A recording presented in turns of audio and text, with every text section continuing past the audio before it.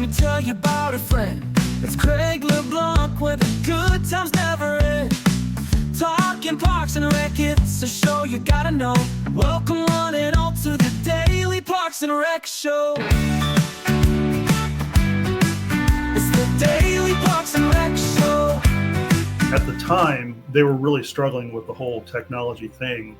Now, this would have been going back to like early 2000, late. What we did is we worked with them to build an interactive mapping solution online for them to be able to map out all the different points. I was doing a lot of those types of projects.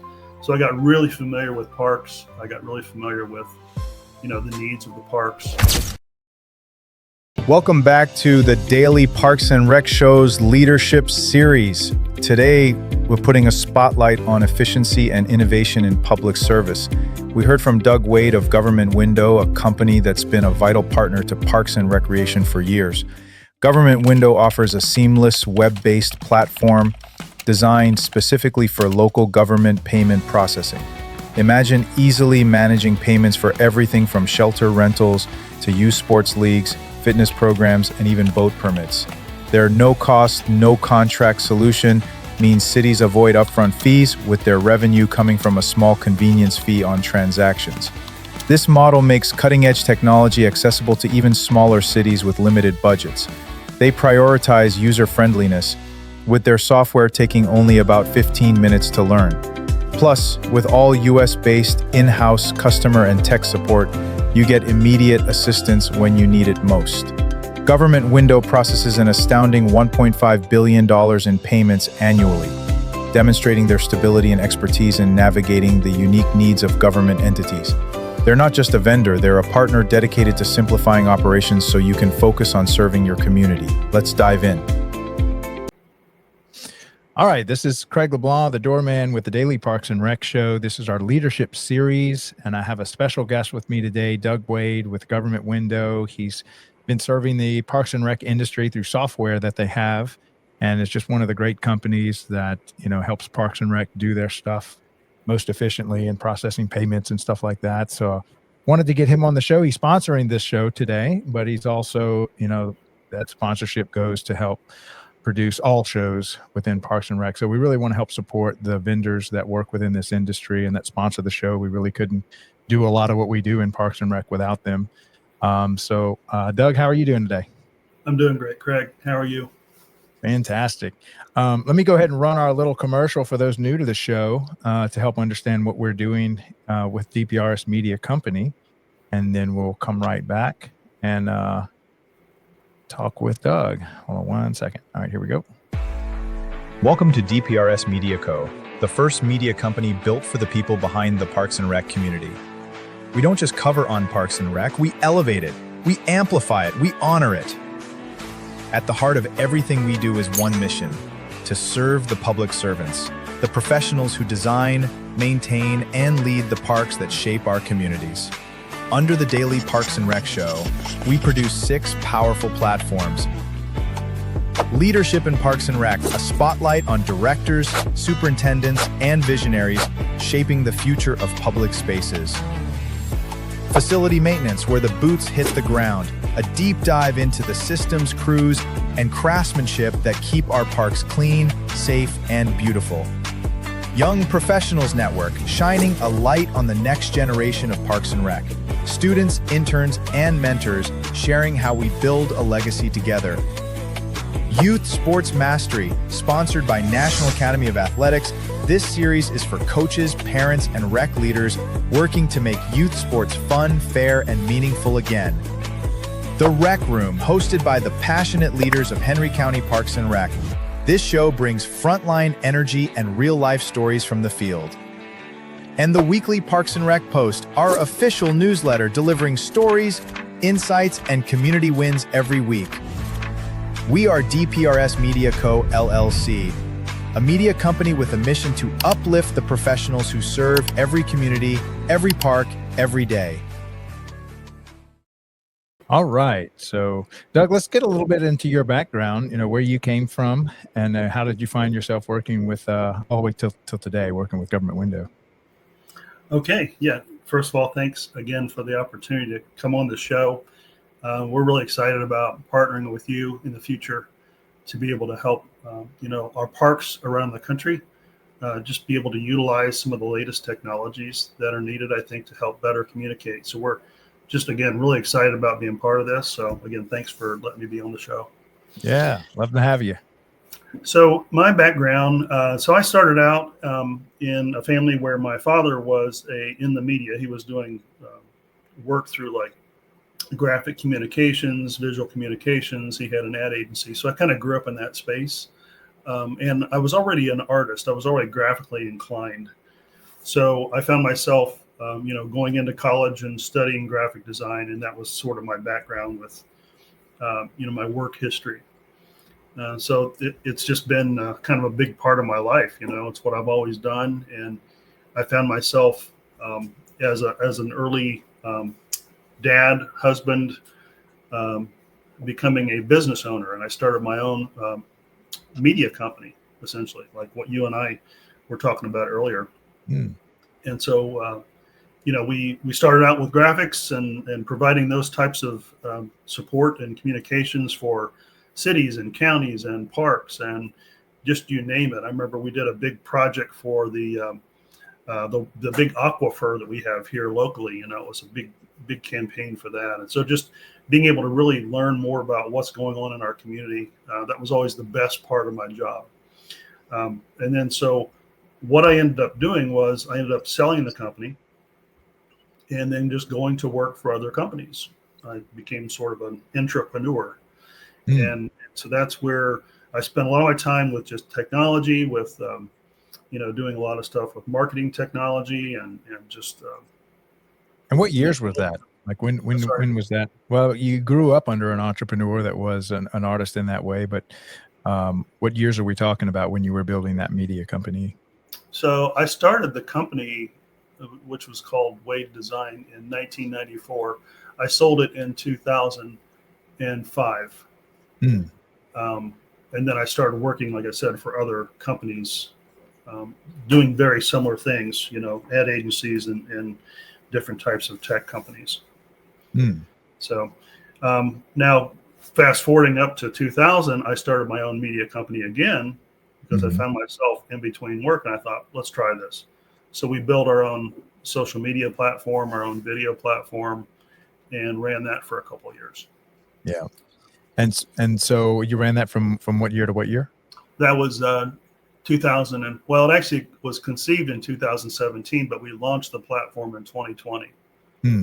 Oh, that was a great year to launch anything digital since we were all locked in our homes. Yeah, well, yeah, that was the timing was just perfect for that. Yeah. So I think that's where we saw so much uptick in a lot of traffic. But I do want to go back to some of my earlier experience, though, with my own company. One of the beautiful projects I feel like that we undertook was we had a project for Five Rivers Metro Parks, and they're probably one of the biggest, parks in this region. I think there's 18 different parks under their umbrella. And at the time, they were really struggling with the whole technology thing. Now, this would have been going back to like early 2000, late 1990s. And so what we did is we worked with them to build an interactive mapping solution online for them to be able to map out all the different points, all the different, trails and all the different amenities and things that were available through the parks in more of an interactive type of a platform. And that was just huge at the time. And so we found ourselves doing a lot of those types of projects. So I got really familiar with parks. I got really familiar with, the needs of the parks. And when you say map out, can you define that a little bit more? Was this just like literally on a digital map where these are the location, but then what else could they, Yeah. So what they could do is they could it was, again, this is early now with, of course, what's available now with Google Maps is changed the whole game, right? Right. So what we had to do was sort of produce that before that technology was available. So it's similar to what you would see with Google Maps now, but if we developed it for them custom so they could utilize that type of technology with being able to pinpoint, locations, being able to, get a view of what the route was before they got to the park, or maybe even their route, or see how much distance there was on trail A versus trail B, or it's those things, so they could kind of like look and oversee what they're going to do and how they're going to map out their day, right? So it was a project at the time, to undergo that type of a custom piece of technology. Yeah, technology is moving so fast on what it can do and how it's integrated into your daily workflows. Whereas before it was just, we're going from paper maps to now, interactive digital maps that can be shared and used by everybody that live on the cloud, and the ability for AI to come in and interpret a lot of this information, even map out everything for you. It's just, it's crazy what can be done today. It's so exciting too. I mean, I've always loved technology. It's just something that just sort of felt natural to me. Even Where though did that come from? I was a an artist geek, right? I wasn't like a tech geek. But when tech hit the scene, I'm like, I think I'll be a tech geek. Yes, I'm with you 100%. I was an electrician of all things, and I'm like, man, this technology just is so useful. It's such an efficiency gain. Right. Yeah. Yeah. So, anyway, Now, I think that was a big part of more, me getting involved more with local government. So. Yeah. Now tell us a little bit about how your background as an artist and even as a musician. I know you were showing me some of your guitars hanging on the wall in the background and stuff. How does that play into what you do today, that creativity? How does it express itself? That's a really good question. I think that I see a lot of folks that are musicians that are also into technology. It must just be that's the way that our brains are wired. Creativity and technology sort of go hand in hand. And I think you have a lot of people that are highly skilled with being able to program and do a lot of custom algorithms and just develop, platforms just on an idea, right? And I think they're sort of the musician brain of me and the tech brain of me sort of go hand in hand a lot of times. Yeah. But you're right. It is about ideation. It's about creation. It's about being able to concept things.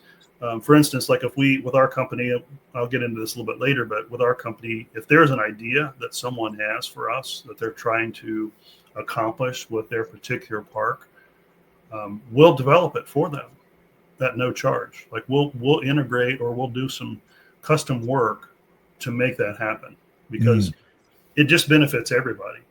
Yeah. So, I'm kind of like an entrepreneurial artist. I also like to write poetry and stuff. So it's like, I look at technology as just an instrument that we can use to create with, similar to how you would use a guitar or piano to create a song. I can take a step back at a project and look at that as the way I create. It's kind of like the masterpiece of a well-run event, of a well-run youth program. And you can take a step back and look at what you've created. And even though it's kind of different than maybe painting a masterpiece, in a way, you are kind of using all the tools at your disposal, and technology is just one of those tools that we can use to just create every day. I totally agree.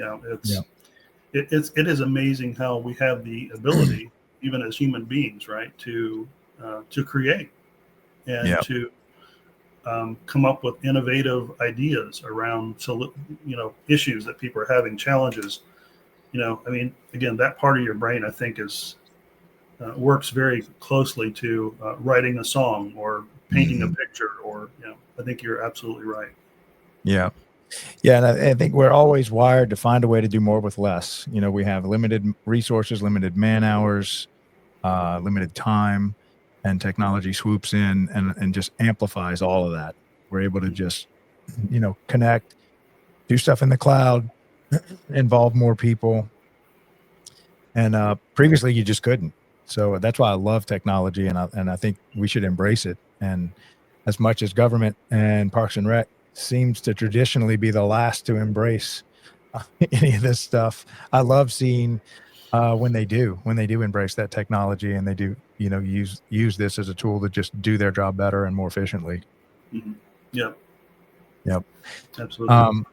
Okay. So then maybe give us an introduction as to what Government Window does, and we'll just start there. Okay. Government Window was developed and started back in 2006. We've always had a focus just on local government. That's been our emphasis. That's been our lane that we stay in. So we developed a platform to make it easier for people to make payments online. And it would be anything that's connected to government. So, of course, our parks and recs, when you're, taking a payment for a shelter, or I'm going to go ahead and refer to one of my screens here, but you've got basketball league, you've got yoga, you've got fitness programs, you've got boat permits, you've got shelters. Like I said, all this stuff needs to have some type of mechanism so that they can receive payment, so that they can sort of track payment, be able to do data and analytics at the end of the month, pull reports, understand what kind of revenue they're bringing in. And so it's just sort of this, all-inclusive type of a platform where they can manage their payments for local government. And that's, again, always been our focus. And we've certainly gone through a lot of growth over these years. 2020 was another challenging year for Government Window because we got a lot more competition on the scene. But we were already playing in that space. Now we have other people that were in the payment space that said, hey, we should do some government work now. And that's where we started to see a lot more competition. But we've been around for a while. And what year did y'all start? Did the company start? 2006. 2000. Yeah, so that is a while, approaching 20 years in government work. Right, which is, again, I think a significant mile marker. We're based in Georgia. We're in Kennesaw, Georgia. Where's that? Is that close to Atlanta, or where's that fall? Yeah, it's like about 30 minutes north of Atlanta. Yeah.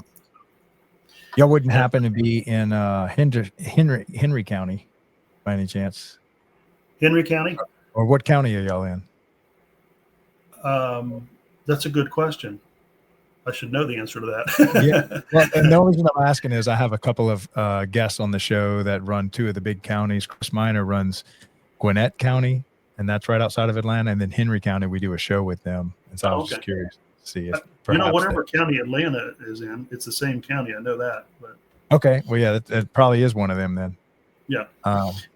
Sorry, Georgia is obviously our headquarters, and I've been to Georgia many times, but I'm certainly more. I'm a Midwest guy, so I'm up here in Ohio. So. Oh yeah. Ask me anything about Ohio, though. Well, so do y'all participate in a lot of the state conferences or conventions? Does Government Window attend a lot of those and have booths there? Yeah, we do. The last one I went to, which was really good, I thought, and I'm going to plug, of course, some of these conferences, but the Township League had done a conference, and I've never heard of that. Yeah, they did a great job. There was a lot of vendors. I mean, they were really highlighting every aspect of government. I'm talking street lights, outdoor video cams, parks, park equipment. I mean, they had everything you could imagine on there. I couldn't believe it. It was. I'm going to have to reach out to them. It was quite impressive. Is that kind of like an NRPA that has, it's like a national organization that meets annually? It is, but I think they might be divided up by states or regions. So you'd have to look it up. I think they go by OTL, if I'm not mistaken. But. OTL.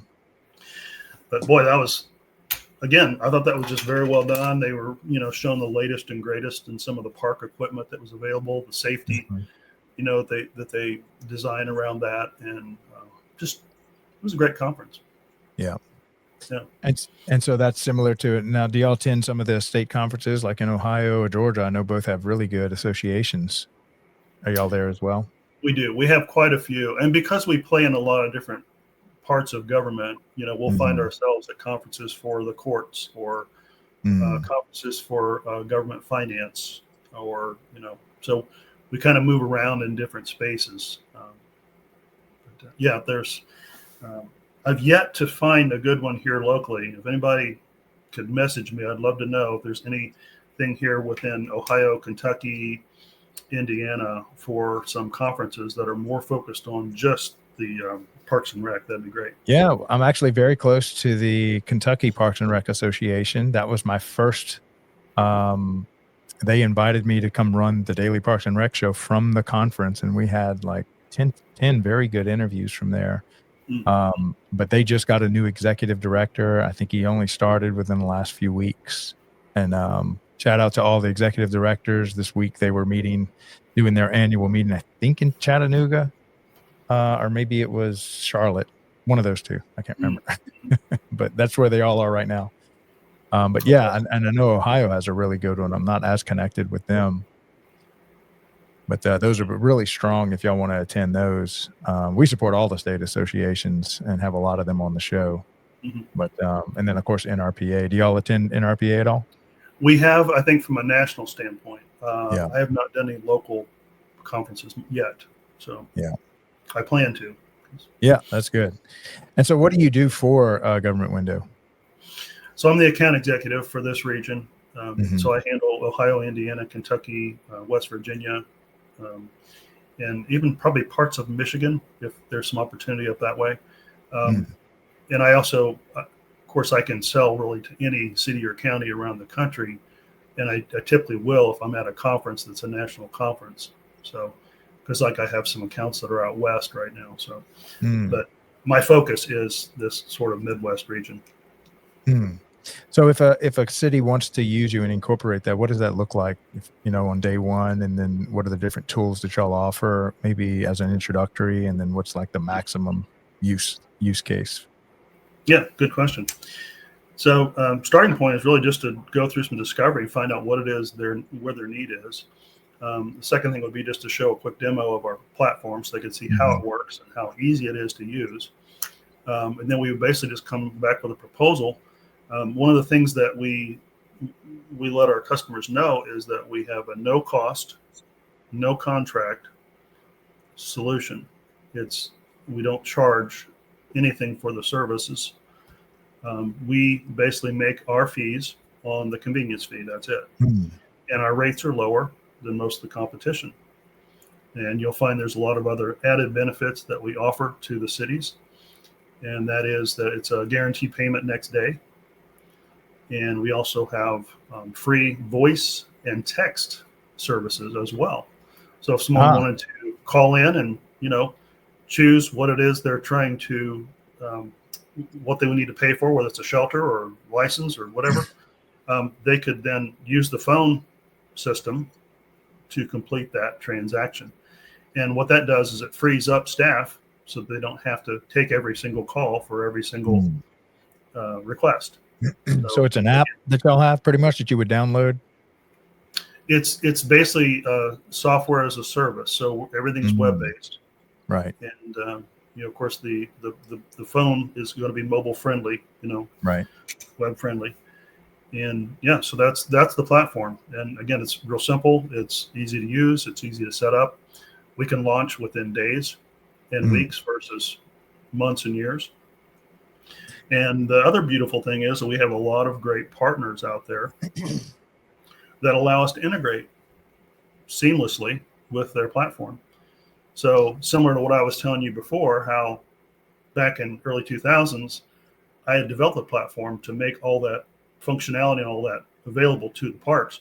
Well, these software companies that are there today now have a lot of other features they've built to make that simple for parks to manage and communicate and coordinate between their different locations. So we integrate well with those platforms to make that payment really simple. What are some of those platforms that you find common already embedded within city governments? I have a list that I can provide later. There are a few that we're kind of in talks with, right, and then some that we're underway with. So sure, this is all fairly new, by the way, to be able to make this available, because some of these platforms aren't but a year or two old. So right, but they are gaining a lot of ground. There's a lot of real simple, again, ease of use, low cost ways to manage between the different needs that the parks have. Yeah. And you had mentioned about the common needs. What are some of the common needs in that assessment period that you find that they're saying, here are our needs? Can you kind of describe some of those? From what I've been receiving from the customers that I've talked to, for them, it's all about just making it easier to to take calls, to coordinate times, dates, locations, right, between the different locations they want to rent, shelters, or you know, big events. Like sometimes a city will have a community room, and then just being able to manage that whole process is sort of complicated. If you don't have the right platform in place, you have to either one, do it manually, right, and you're tracking everything on an Excel spreadsheet, which is not efficient. Oh, yes. It certainly isn't integrated with your payments. Or you get into a platform like ours, and then you're able to easily facilitate all those events, all those dates, all that stuff, and really, for the entire year. So that's been the biggest request that we've received. And if they're not already working with someone who kind of houses all that data for them, then we would say, hey, here's a partner. Here's who we're working with. Mm-hmm. We're already integrated with. This would be a great, partnership with all three of us here. So. Yeah, and integration really is a big problem because you end up having to do all this double entry on your data, and you've got these isolated databases that you create, and then you end up having to duplicate them across multiple platforms. It becomes just a massive headache when your systems won't talk to one another. So y'all are able to kind of work with a lot of these other already existing platforms. Yeah, we're open to work with anyone out there. If some of the folks watching the show are into discussion, we would love to open up that conversation about partnering. We're really flexible. We're really open to, even develop custom APIs to make that happen. We want to make the best experience for our parks. Can you define, for those non-tech people, what is an API and why is that important? An API is basically just so that platform A can talk to platform B. It just connects the two.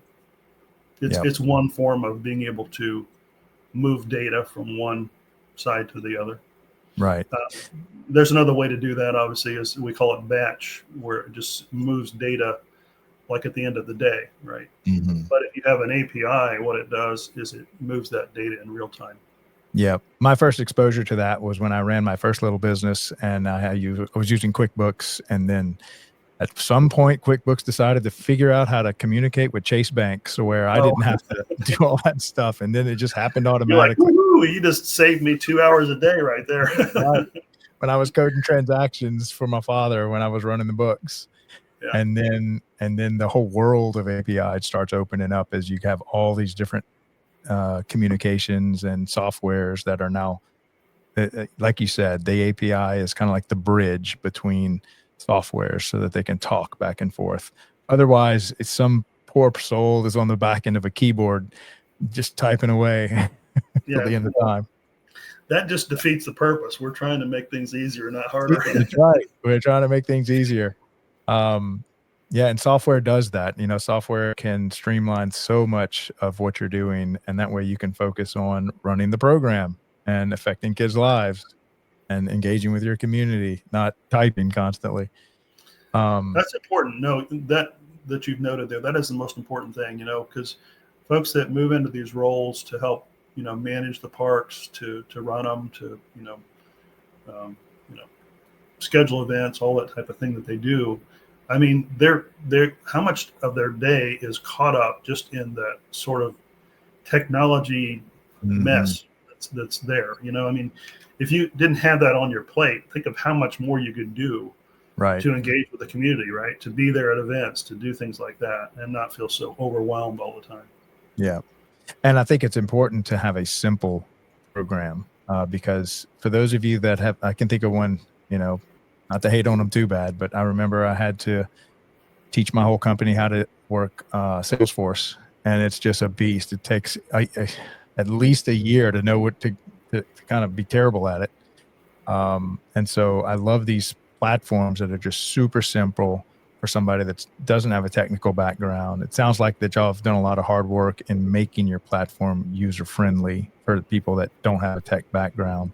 Kind of what does that look like? Why is y'all simple versus maybe something that's a little more complex and hard to use? Well, we're using the latest in, user experience when it comes to being mobile friendly, Just having easy buttons to select, sort of intuitiveness of a software package is important. So you kind of know where to go. It's really, for me to actually take somebody through our software, it only takes me about 15 minutes. That tells you something there. There's not a lot there that you have to learn to run it. So that would be the most revealing thing I can share right now. And that is, for those of you that don't know, when there is a long, drawn out training process, you're in trouble. The training process better be 15 minutes or get ready. or you're never going to get your team to learn it. Take lots of notes or use ChatGPT to keep track of it all. That's it. You want a simple onboarding process that grandma can use to get her grandchild involved with the sports, pay what they need to pay, and then show up at the baseball game. That's what I always say is, like, if my mom can figure it out, I think you can figure it out. She's 82 years old. That's the gold standard. When grandma that doesn't know how to turn her iPhone on, and when she can figure it out, you've reached the destination. Exactly. As a software engineer. Well, I'd like to play a short commercial for our next show coming up after this, and then we can talk about, how it integrates with youth sports, because I know, paying for your child to participate in youth sports is kind of what y'all help facilitate.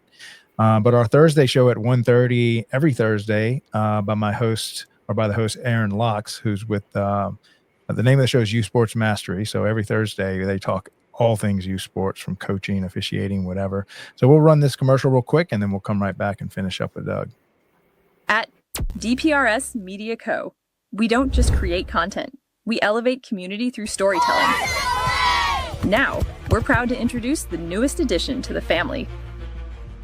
Welcome to Youth Sports Mastery, the podcast where champions are shaped, not just on the field, but in life. Hosted by the doorman himself, Craig LeBlanc, and National Academy of Athletics founder Aaron Locks.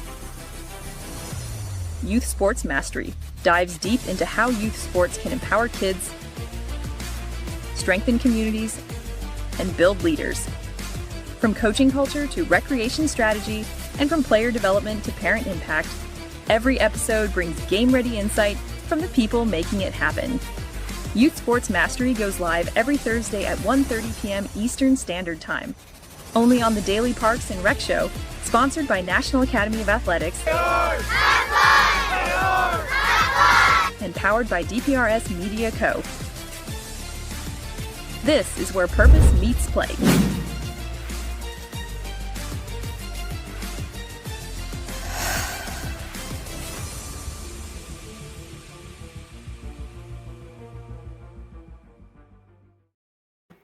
All right, so maybe we can talk about, as a very common use case for your software, what does the parent see? What does the coach see? What does the city see when they're trying to run a baseball tournament, and how your software would kind of facilitate all that and the payment? So we have a couple different approaches, and really that's why it's good to sit down and really talk with the directors and those that'll be running the system of the payment. To get the best setup for them. There's a couple approaches. Like, one would be, if you were ever just on like Amazon and you're making a payment for something, it'd be that type of process. They would just select what option they want to select for payment, and then they would make their payment. There's also a way to do this where if they're working with another provider to do all that front end experience, showing like maybe which event, which location, those types of things, then everything would happen on that software side, and we would just handle that payment processing on the back end. So it really just depends on how they're set up, and it has a lot to do with budget. This is something where some of our smaller cities, they don't have a big budget. They don't have a lot of money to spend, right? On you might have a beautiful park, they just don't have a lot of revenue to work with when it comes to software. So what we can do in that case is set up that front end experience for them to make it easy, again, for that parent or that grandparent or whoever's making the payment to be able to then send payment through. So it again, it just depends on the scenario. It depends on the size a lot of times of the city, and we just kind of work with them. We're very flexible like that in what works better for the park. Yeah. And so if I'm hearing you right, it's very natural to find cities that just don't have a lot of good software tools. They don't have the budget to write these tools or create these custom softwares. And that's okay, because y'all can do all that and you make your money on the actual by taking a piece of the payment. And that's where y'all make y'all's money. So really it's no cost to the city. They're not having to find other revenue. It just comes as the parents start to use the system to sign up their kid and pay. Then that can pay for all this stuff that needs to be built on the front end. That's right. Yeah. Again, we make our small percentage, that comes through on that processing fee, and that's it. So, right. Which it's a great model. Again, I think it makes it easy for cities, for parks to be able to get there, to be able to use some of the latest technology, but not have to have, some huge amount of, support financially, because we've also worked with a lot of big counties and a lot of big cities that have just endless amounts of revenue, right? They've got sky's the limit. But I can say that for the most part, the others, folks that are a little smaller in size, they don't have that benefit. Right. And even if you have endless revenue, maybe you just want to spend it on the next playground, or making your park system's a little more inclusive for, handicapped kids or something. So you can place those dollars elsewhere, work with somebody like Government Window, and then they can take those expenses on their shoulders and make their money through the payment side of it. Exactly. Yeah. Yeah, that's much easier. So maybe tell people, as far as, y'all aren't new to this. This is quite a sizable company. Y'all have, did I hear you right? You have 1,700 clients across America? Mm-hmm. Yeah. 1,700. That's a sizable community. Yeah. And because we're based in Georgia and we've been there for this amount of time, we've got, I think, 130 of the 159 counties in Georgia. Oh, wow. So. Oh, well, that's a testimony right there. And so if they weren't succeeding, they would not have as many clients. You got happy clients. It's just the best testimony. Yeah, a lot of happy clients. Yeah. Right. Well, maybe talk about the company as far as, how large is y'all's company? What kind of IT support do y'all have? That way, people, I don't want them to think that this is just Doug and his house with a few other little helpers. This is actually a company that is stable and that you can lean on, and they're going to be there for you. And they've pretty much faced every problem that could be faced from a city. Mm-hmm.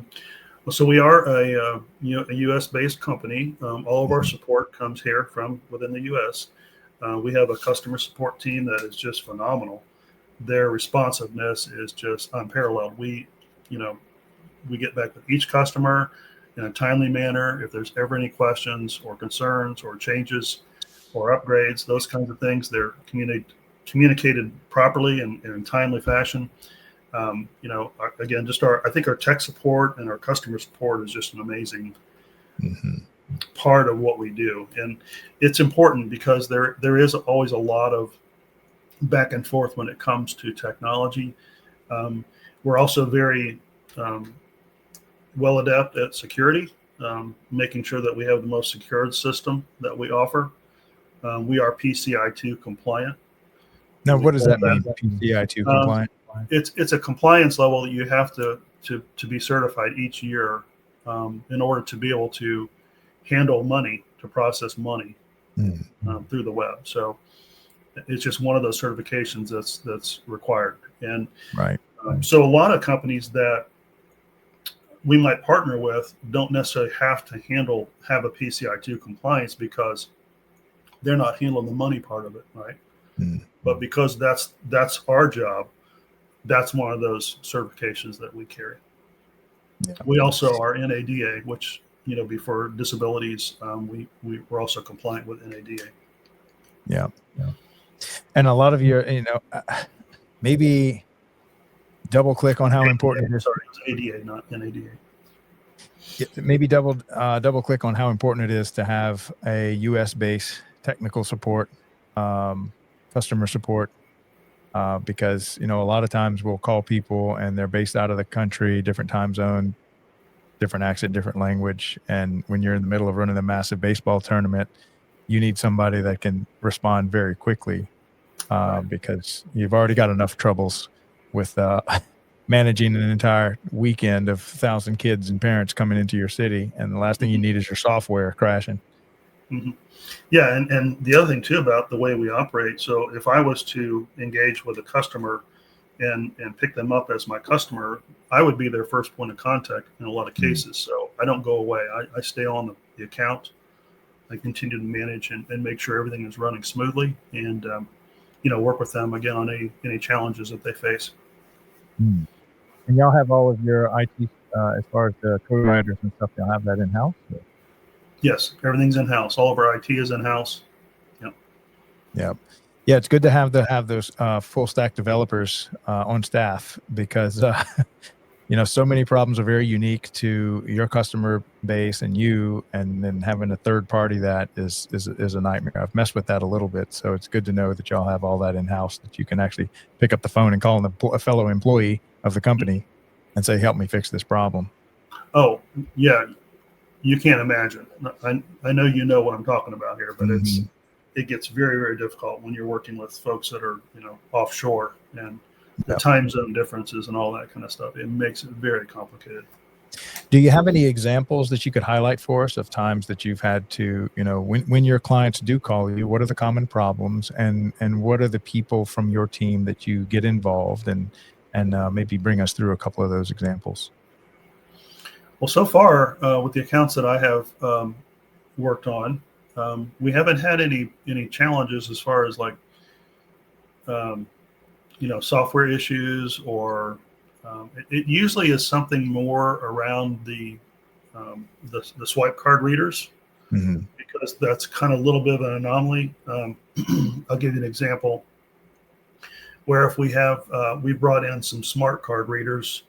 Sorry, my voice is getting a little raspy there. Yeah, mine was too. we need more fluids, Craig. It must be going around. Mm-hmm.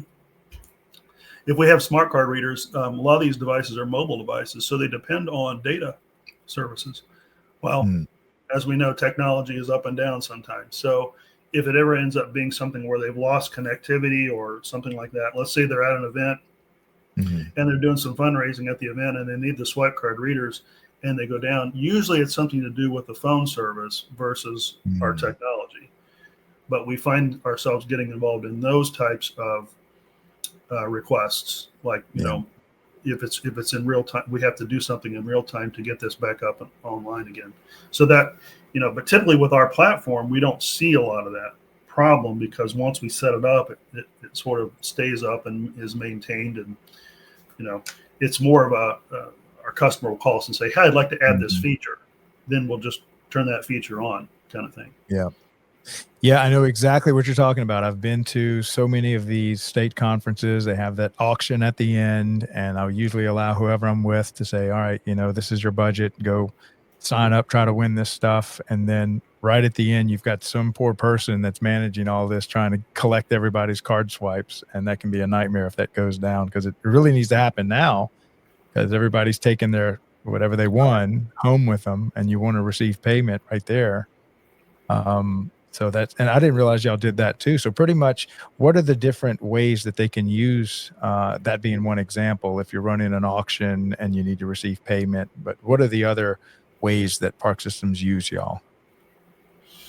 I think it's just more event-based that I've found. Of course, we do a lot of other types of services, like we work with the police department, the sheriff's departments, those folks, and if they're out and they're doing events, it's the same need, same requirement, is to make sure those smart card readers are up and running properly.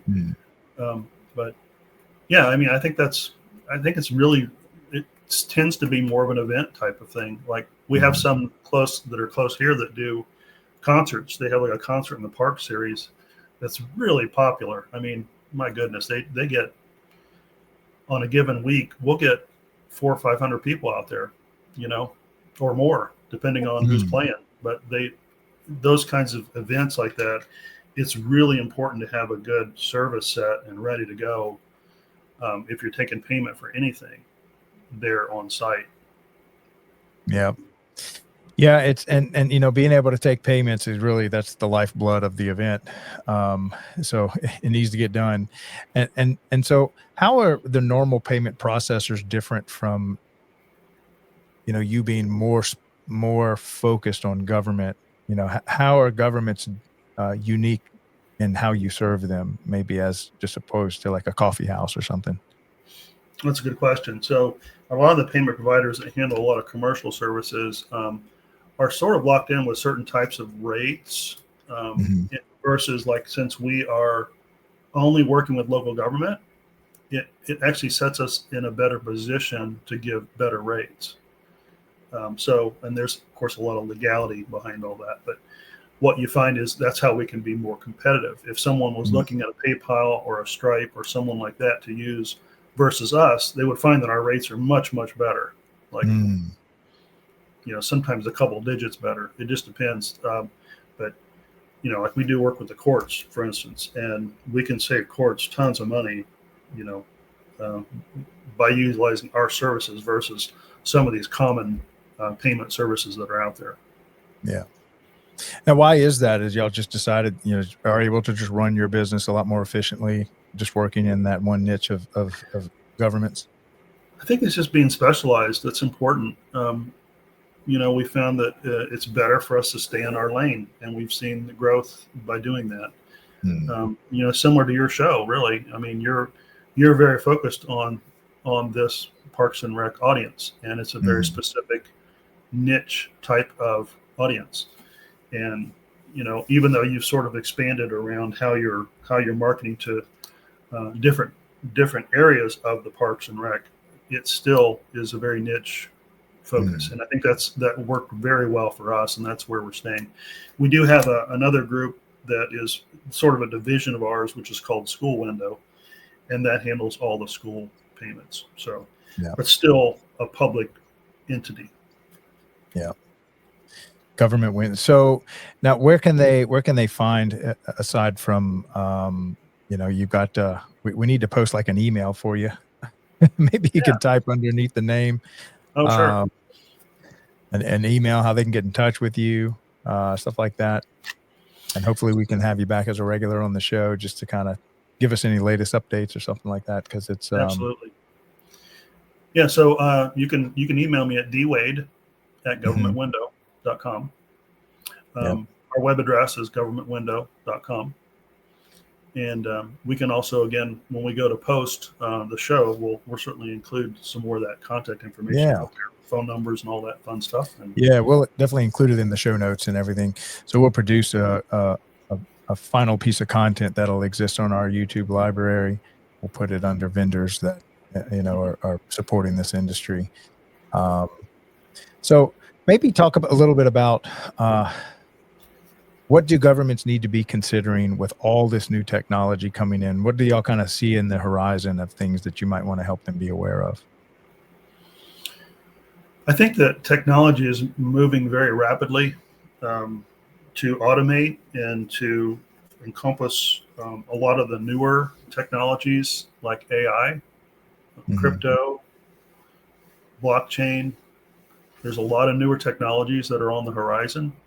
And I think for a lot of folks that are serving in our local government, they should just keep themselves aware and educated Mhm. on those types of technologies because it will become a thing, even though they sort of trail behind a little bit with technology, which isn't a bad thing because sometimes when you're further ahead, you end up spending a lot of money and spinning your wheels before the audience catches up.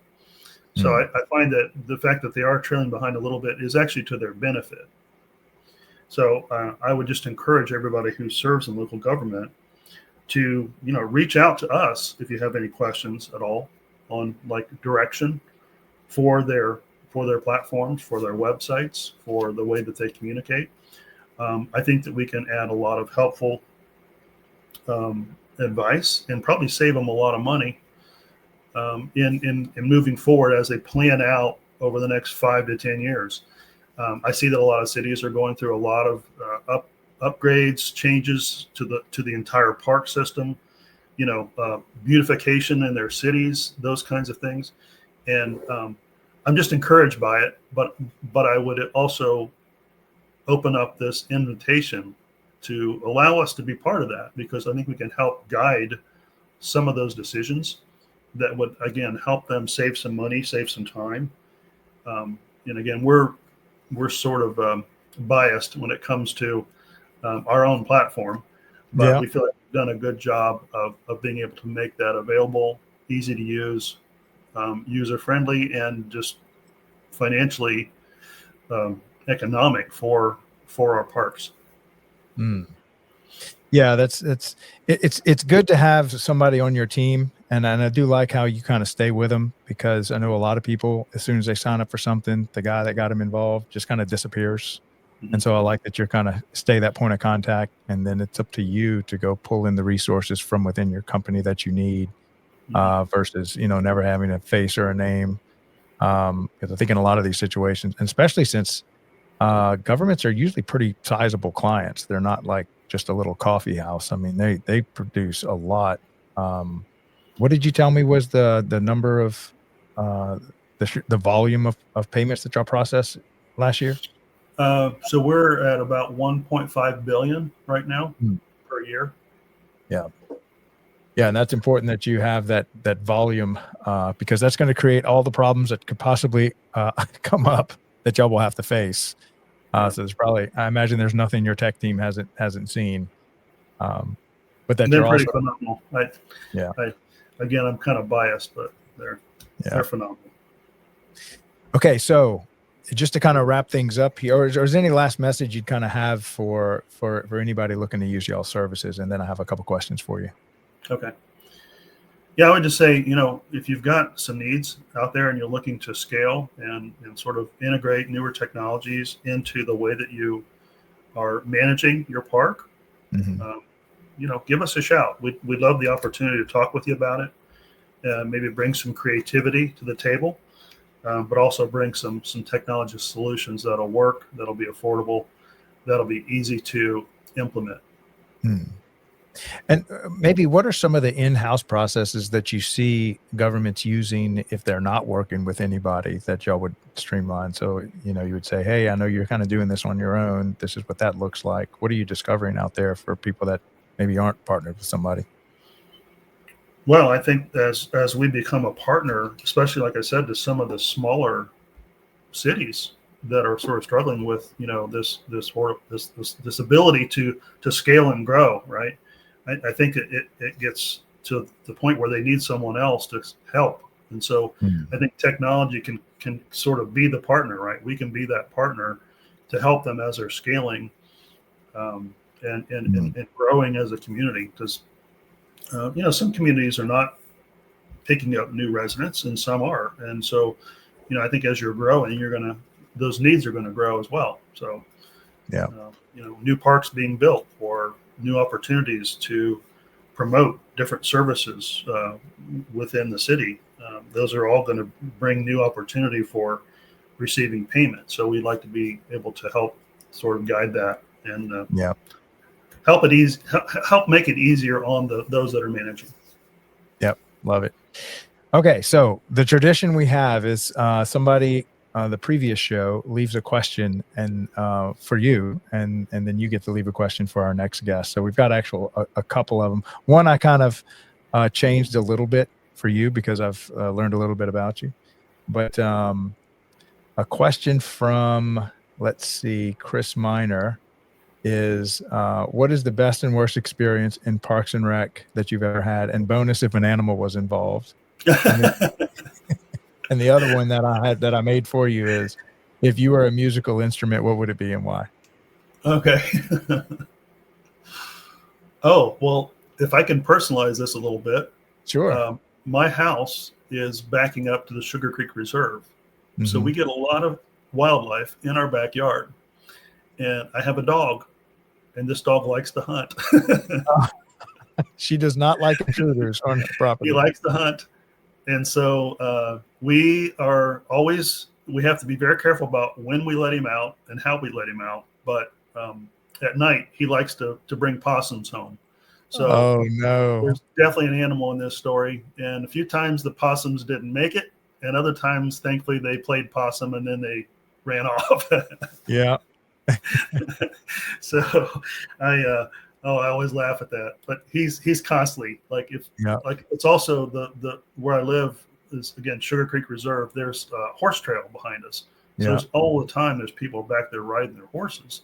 Well, my dog likes to go after the horses too. Thankfully, he hasn't gotten one in the face yet, but I'm expecting that may happen at some point. Yeah.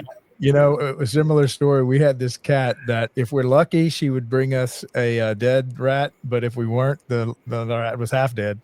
And just like a prize, she would look what I found for you and just drop it right at your feet. Yeah. Thanks, but no thanks. I'm not that desperate yet. Okay. So how about if you were a musical instrument? Which musical instrument would you be and why?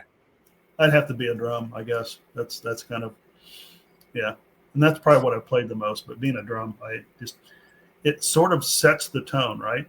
Yeah, it's the rhythm. It sets the rhythm. You're the keeper of the rhythm. How's that?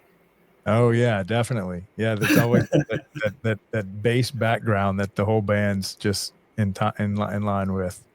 I tell the guys I play with, I said, remember, the tempo is what I say it is. That's right. Follow the leader. Okay, so what question would you like to leave for our next victim? Oh boy. Well, I'd have to know, I guess, who the victim is. You're talking about a guest? Yeah. The next show guest will be actually he's an MLB baseball player. On the Youth Sports Mastery show. Oh boy. His name is Zach. I don't know, I can tell you what his last name is, but it would be whatever question you want him to answer. Could be a Parks and Rec question, could be whatever. I would say maybe the first question is what's the best park he's ever played? You know, what's been the most exciting, interesting park he's ever played? That's a good one. Ever played in. All right. And well, maybe you said, is there a second question or just sure. one? Yeah. You can cover with two. And maybe who is his favorite coach so far? Oh wow, that's going to be a good one, especially on that show. Who is maybe best and I don't want to say worst coach. Yeah. Who was the best coach and why? Best coach. Oh, that's a good question. I'm going to have to pass this on to Aaron because I'm just in the background on that one. Fantastic. Well, Doug, it was great having you on the show today. Thank you so much for sharing all what y'all's company does. You'll be able to find Doug. Well, just look up Government Window. We're going to leave in the show notes his email, contact information. But what's y'all's website? Governmentwindow.com. Yeah. Okay. That's an easy one to remember. That's Governmentwindow.com. Well, I appreciate all you do for the Parks and Rec industry on processing those payments. And I love the fact that y'all really have no upfront costs, no contracts. That's no commitment. That's huge. Because a lot of times you're signing your life away on a 3-year contract that you can get a divorce easier than it is to sometimes break some of these contracts. Right. Yes, that's ease of use. And then I would also say, just being user friendly is key. And just for anyone looking for software to be integrated in what they're doing, if it takes more than 15 minutes to train you on it, keep moving, keep looking, find somebody else that's going to come back to haunt you. So I love everything you've said. Checks off all the boxes that I would look for personally in a software company to work with. Is just ease of use, in-house tech support, stateside customer service, no contracts, lowest fees. Is there anything that y'all don't offer? I mean, I think that's every box that could be checked off. I think they've covered all the bases. Yeah. They definitely know what they're doing. Well, I appreciate you coming on as a sponsor to the show. We could not produce what we do if we didn't have, vendors like y'all coming on the show, telling us about your product and then helping us to keep this train going in the Daily Parks and Rec show. All right, Craig. Yeah. Thanks again. It's been great hanging out and just chatting today. Yeah, let's, and we'll stay in touch. And I'd love to have you back on the show whenever you'd like. Sounds great. Yeah. Take care, Doug. Thanks. Bye-bye. All right. So that was Doug Wade with Government Window. Really good company. As you kind of saw me highlight, there's so many software companies that you could partner with. Some of them are new. Some of them have good tech. It's very common for them to have their technical support outside the US. It's very common for them to have their developers to be another company that they've hired to write their software. These are red flags. Definitely don't work with a company who has third-partied. It is a huge advantage to have all that technical support in-house. I also love how Doug stays in touch with you so that he's the one that can call his teammates into the problems that you're having.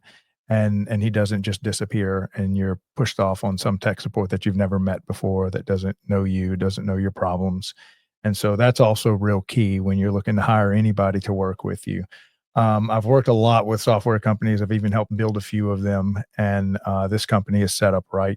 Also, you want to look for somebody. The fact that they're specializing means that they don't have to be everything to everybody, because everybody is just one thing. They're government. You learn how to solve government problems. You understand, you're very intimate with the problems they face, versus him having to solve every problem that a coffee house could face, every problem that, any other type of vendor. The fact that they're focused on one client segment gives them a huge advantage. And then, of course, like I said before, them not having a contract, cancel any time, they make their money on the back end. And I think that's really cool that they can help you build any software integrations. They can help you with any front end stuff that they can design for you, and that's at no cost to you. So that these are all huge benefits that you want to look for, because when it comes to payment processing, you're going to have a lot of people that, could, try to get your business. But these are the boxes you want to make sure that before you give anybody an opportunity, you want to make sure that they have all these checked off, and Government Window does a good job with that. And then Government Window has also been a big supporter of Parks and Recreation for pretty much their whole existence as a company. So I'd highly recommend that if you're looking for somebody to work with payment processing for you, that, you want to find a company that's doing everything Government Window is already doing. And, definitely consider them as one of the potential people that you're going to work with. So appreciate you coming on to the show today, Doug, and appreciate the support. All right. So we're getting ready to start the Youth Sports Mastery. Host Aaron Locks is just a master when it comes to youth sports, when it comes to coaching, when it comes to early child formation, using sports as a way to teach your child valuable lessons. And it's a specific child. This is a child that has zero chance of getting an athletic scholarship to some university. Now, that's 99.999% of kids will never get a college athletic scholarship. But you don't want to cut them off from all the lessons that are learned in team sports, that are learned that coaches use to teach kids how to play as a team, how to deal with victory and with losses, how to push their young little bodies as they're discovering them. And most of us are never going to fit in that elite athletic category. And where most of this work is done is in rec sports, community-driven parks and rec that aren't so focused on winning the championship and only the most elite little kids can participate on this team. This is everybody else. And so that whole show is really focused on that. And Aaron has been doing this for 40 years. He's really one of the masters when it comes to youth sports in Parks and Recreation. So every Thursday, 1:30 p.m., getting ready to start here in about 28 minutes. Another great show. And he's got Zach, who was a former Major League Baseball player. It's going to be a great show. So we'll see y'all here there in a minute. Thank you all for listening to today's show. Thank you to Government Window and Doug Wade for sponsoring the Daily Parks and Rec Show and today's show. And appreciate all the love and support that we're getting from the whole Parks and Rec community. Y'all have an awesome day. We'll see y'all here in a few minutes. Bye. Welcome to DPRS Media Co., the first media company built for the people behind the Parks and Rec community. We don't just cover on Parks and Rec, we elevate it, we amplify it, we honor it. At the heart of everything we do is one mission: to serve the public servants. the professionals who design, maintain, and lead the parks that shape our communities. Under the Daily Parks and Rec Show, we produce 6 powerful platforms. Leadership in Parks and Rec, a spotlight on directors, superintendents, and visionaries shaping the future of public spaces. Facility maintenance, where the boots hit the ground, a deep dive into the systems, crews, and craftsmanship that keep our parks clean, safe, and beautiful. Young Professionals Network, shining a light on the next generation of Parks and Rec.